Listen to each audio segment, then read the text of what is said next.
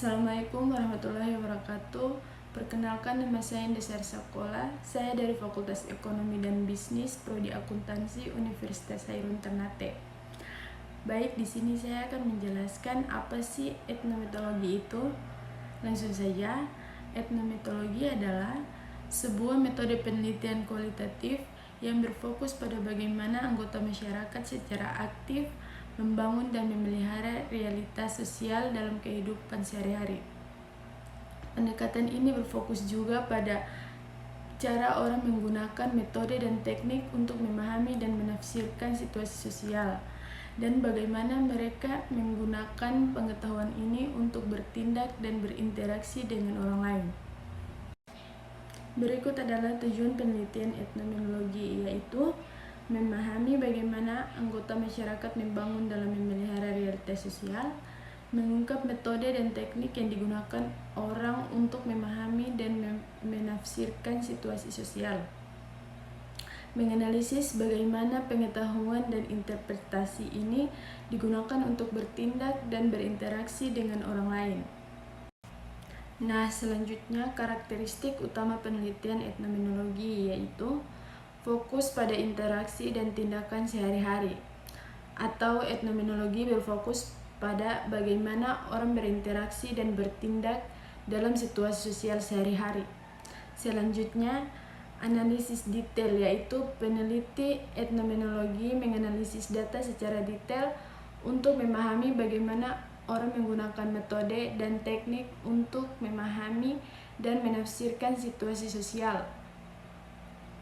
Selanjutnya, pendekatan naturalistik, yaitu etnometodologi berusaha untuk memahami fenomena sosial dalam konteks alaminya, tanpa campur tangan dari peneliti.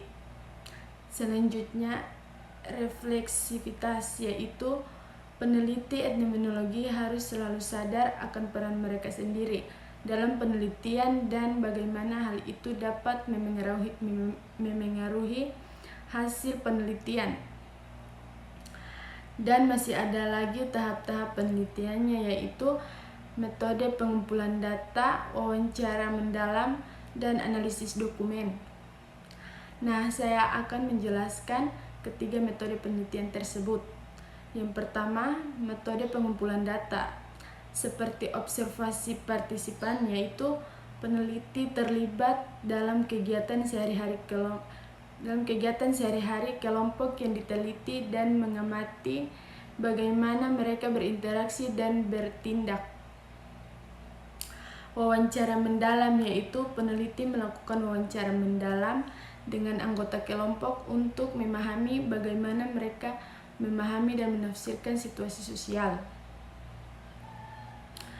Analisis dokumen, yaitu peneliti menganalisis dokumen tertulis seperti catatan rapat, email, dan media sosial untuk memahami bagaimana orang menggunakan bahasa dan simbol untuk membangun realitas sosial.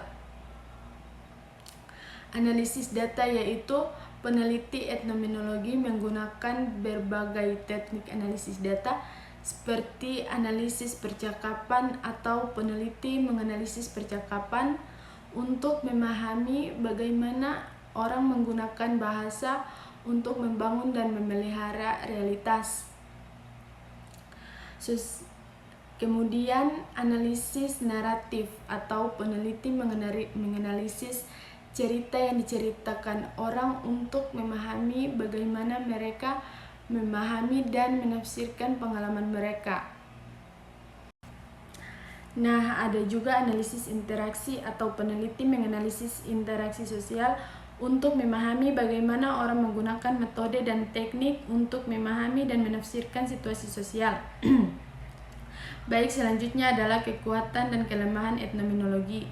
Kekuatan dari etnometodologi adalah memberikan pemahaman yang mendalam tentang bagaimana orang membangun dan memelihara realitas sosial, mengungkap metode dan teknik yang digunakan orang untuk memahami dan menafsirkan situasi sosial, memberikan perspektif yang berbeda tentang fenomena sosial.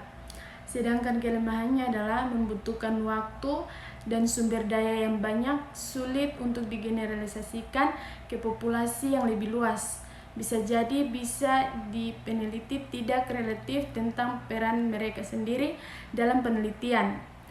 Lanjut masuk pada contoh penerapan etnomenologi, yaitu studi tentang bagaimana dokter dan pasien berinteraksi dalam pengaturan medis. Selanjutnya penelitian tentang bagaimana orang menggunakan bahasa untuk membangun identitas dan situasi sosial. Menganalisis tentang bagaimana orang menggunakan media sosial untuk berkomunikasi dan membangun hubungan.